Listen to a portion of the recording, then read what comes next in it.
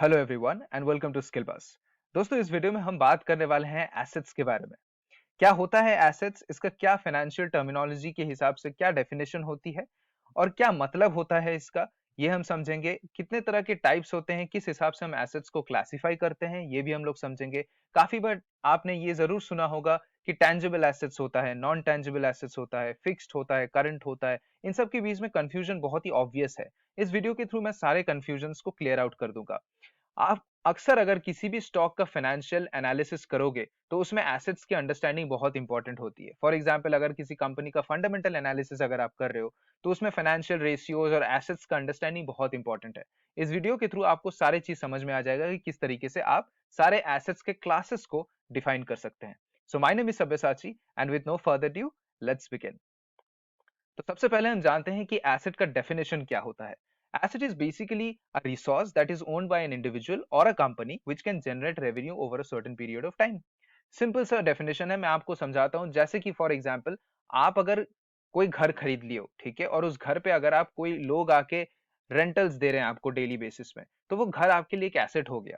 कोई भी चीज जो आपके पॉकेट में एक डेली कैश फ्लो डालता है या फिर ओवर द टाइम आपके पॉकेट में वो पैसा भरेगा, तो वो एक एसेट होता है। जैसे कि रेंटल में अगर हर महीने आपको कुछ ना कुछ रेंटल्स मिल रहा है, तो उस हिसाब से ये जो आपका घर है ये एक एसेट बन जा रहा है आपके लिए, which is providing you some cash flow, right. बाद में जब आप उस घर को बेचोगे तो उसका प्राइस अप्रिशिएट होता है। तो मार्केट में जब बेचोगे, जितना प्राइस से आपने खरीदा है उससे ज्यादा प्राइस में आप बेच के उससे भी प्रॉफिट बना सकते हो, जिसको एसेट का ट्रेडिंग बोलते हैं।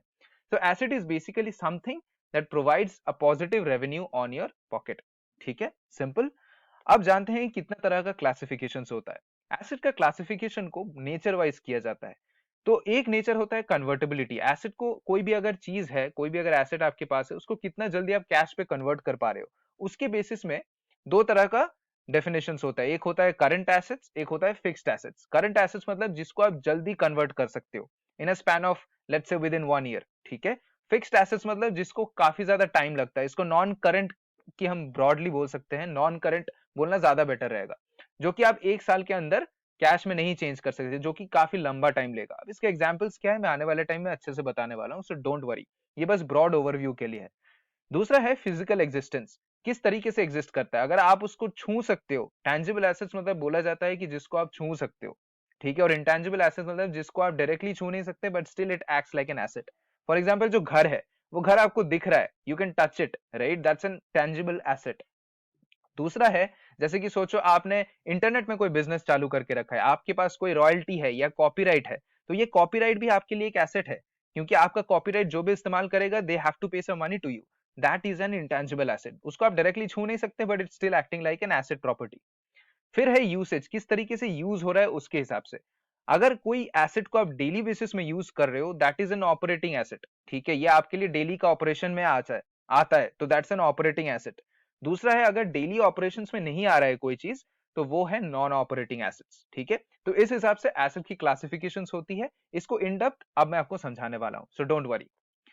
तो अगर हम लोग इसको ब्रॉडली क्लासिफाई करें, तो करंट एसेट्स और नॉन करंट एसेट्स लेके ही मैं समझाऊंगा। बिकॉज फाइनेंस में टाइम वैल्यू बहुत ही इंपॉर्टेंट है। तो क्योंकि करंट एसेट्स और नॉन करंट एसेट्स टाइम के बेसिस पे है, तो मैं इसके बेसिस पे सारे जो क्लासिफिकेशन है मैं समझा दूंगा आपको। Don't worry, at the end of the video will have a clear understanding of it. तो सबसे पहले हम जानते हैं करंट एसेट्स क्या होता है। करंट एसेट्स इज एनीथिंग जिसको आप जल्दी कैश में बदल सकते हो, ठीक है, ओवर स्पैन ऑफ 1 ईयर।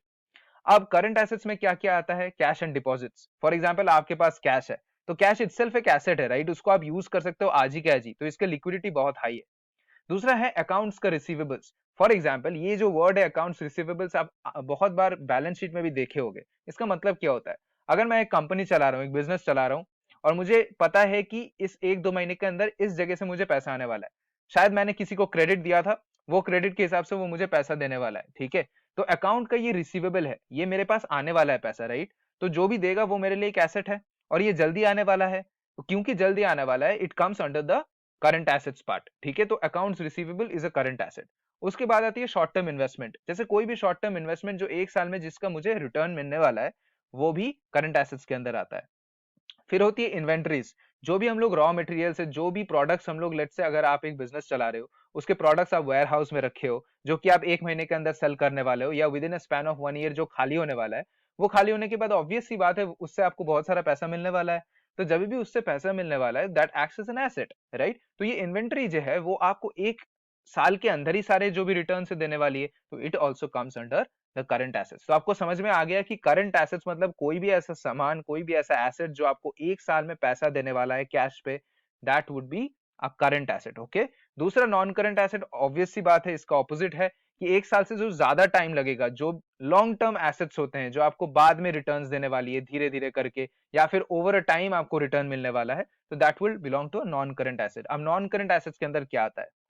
सबसे पहले नॉन करंट एसेट्स में फिक्स्ड एसेट्स आती है, ठीक है? फिक्स्ड एसेट्स क्या होता है? फिक्स्ड एसेट्स मतलब जो कि आपके पास है बट आप डेली ऑपरेशंस में यूज नहीं कर रहे हो, बट उसका जो रिटर्न है वो लॉन्ग टर्म में काफी ज्यादा हाई है।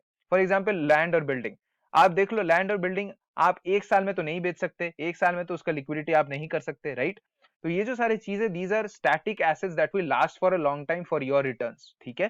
तो land and building comes under fixed assets. उसके बाद प्लांट और इक्विपमेंट, फर्नीचर्स, ये जो भी सारे इस्तेमाल करते हो आप अपने कंपनीज के लिए, ठीक है, कंपनी का प्रोडक्शन के लिए, ये आपके लिए फिक्स्ड एसेट है। This is going to be with you for a long time, you will not change it in 1 year, ठीक है? तो ये जो सारे चीज है ये फिक्स्ड एसेट्स के अंदर आता है। फिर लॉन्ग टर्म इन्वेस्टमेंट्स जो होता है वो भी नॉन करंट एसेट्स के अंदर आता है। लॉन्ग टर्म इन्वेस्टमेंट्स क्या? जैसे कि आपने किसी स्टॉक पे इन्वेस्ट कर रखा है, तो ओवर द टाइम वो स्टॉक ग्रो करेगा, राइट? और जब वो ग्रो करेगा, ग्रो करने के बाद अब उसका या तो रिटर्न लोगे, कैपिटल अप्रिसिएशन से पैसे कमाओगे, या फिर उसके जो डिविडेंड्स है उसके थ्रू आपका पैसा आएगा। जो बॉन्ड्स होते हैं, long term bonds that last more than 1 year, जो म्यूचुअल बॉन्ड्स में इन्वेस्टमेंट करते हो एज एन इंडिविजुअल। अब जरूरी नहीं है कि इंडिविजुअल ही करता हो, एक कंपनी अगर आपका है तो वो एंटिटी भी करता होगा किसी ना किसी स्टॉक पे इन्वेस्ट, किसी ना किसी फिक्स डिपॉजिट्स होती होगी, एक कंपनी का भी ये सारे चीज होता है। सो जो भी मैं यहाँ पे एक्सप्लेनेशन दे रहा हूँ ये कोई इंडिविजुअल का नहीं है, इंडिविजुअल का भी है, साथ साथ किसी कंपनी के पर्सपेक्टिव से भी आप देख सकते हो, ठीक है? उसके बाद आता है नॉन करंट एसेट्स में इंटेंजिबल एसेट्स, ठीक है? अब इंटेंजिबल एसेट्स क्या होता है? जैसे मैंने आपको बताया कोई भी एसेट्स जिसको आप छू नहीं सकते, that lies in the intangible asset, ठीक है?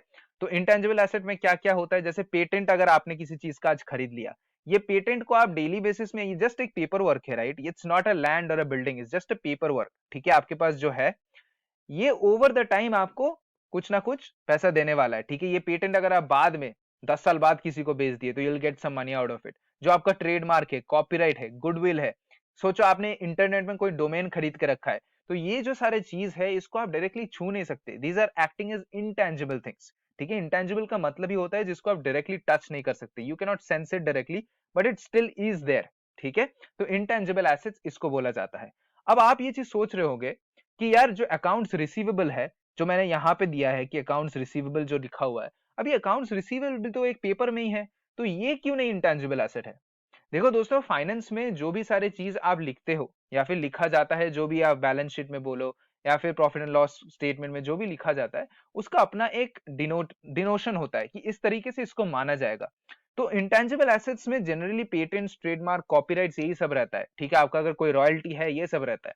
करंट एसेट्स में अकाउंट रिसीवेबल्स होता है, ये एक बेसिक फाइनेंस का अंडरस्टैंडिंग है और इसको माना जाता है ओवर द इयर्स, ठीक है? कुछ कुछ चीजों के पीछे डायरेक्ट रैशनल नहीं है, बट इंटेंजिबल एसेट्स में ये आता है, ये आप अच्छे से जान लो। Okay, so that's the main thing, ठीक है? अब नॉन करंट एसेट्स में ये सारी चीजें आती है और करंट एसेट्स में ये सब चीज आते हैं। अब आप देखो सारे, जैसे मैंने आपको बताया था कि अगर कन्वर्टेबिलिटी के हिसाब से देखोगे तो मैंने आपको बता दिया कि क्या क्या रहता है, ठीक है? दूसरा चीज आप देखो फिजिकल एग्जिस्टेंस के हिसाब से, ये जो पार्ट है जो यहाँ पे है वो सारे इंटेंजिबल एसेट्स है, और बाकी सब fixed assets, long term assets, current assets, इन सारे एसेट्स को जो भी मैंने यहाँ पे स्पेसिफाई किया है और जो भी इस नेचर में होता है, ये सारे चीज टेंजिबल माना जाता है, ठीक है? जैसे लैंड एंड बिल्डिंग ऑब्वियस सी बात है टेंजिबल है, cash deposits are tangible, you can touch them, short term investments they are tangible, ठीक है? ये सारे जो चीजें हैं जो भी इस पर्टिकुलर एरिया में है, fixed assets, long term, current assets, सबको टेंजिबल ही माना जाता है। इंटेंजिबल एसेट्स बस इनको माना जाता है, okay? And the last but not the least is operating and non operating assets. दोस्तों इसके लिए अलग से कोई टेबल बनाने की जरूरत नहीं है, इसका मीनिंग बहुत ही सिंपल होता है। ऑपरेटिंग मतलब something that is occurring on a daily basis, and non operating मतलब जो डेली बेसिस में यूज नहीं होता है। जैसे कैश एंड डिपॉजिट्स आप डेली बेसिस में यूज कर सकते हो, राइट? अब कैश एंड डिपॉजिट्स में फिक्स डिपॉजिट्स जो है, फिक्स डिपॉजिट्स डेली बेसिस में आप नहीं यूज कर रहे हो, तो वो नॉन ऑपरेटिंग हो गया। जो आप डेली बेसिस पे यूज कर सकते हो that is operating asset, okay? Accounts receivable ये आप आज थोड़ी यूज कर रहे हो, ये आने वाला है, so it's a non operating asset but it's still an asset for you. Short term investment is a non operating asset, ठीक है, inventory is an operating asset. इस तरीके से जो भी आज यूज हो रहा है that is basically an operating asset for you, something that is not under daily use would be a non operating asset, simple. तो इसी हिसाब से जो सारे मैंने क्लासिफिकेशन है वो मैंने आपको बता दिया है, ठीक है। आपको शायद इस वीडियो के थ्रू अच्छे से अब समझ में आ गया होगा क्या डिफरेंशिएशन होता है करंट, फिक्स्ड, ये जो इतने सारे की टर्मिनोलॉजीज यूज होते हैं बस एसेट क्लासिफिकेशन में, इसका क्या मतलब होता है। तो अगर आपको ये वीडियो पसंद आया दोस्तों, give it a like and share it among your friends जिनको इन टर्मिनोलॉजीज में काफी कंफ्यूजन अभी भी होता है। Thank you everyone, stay healthy and stay safe.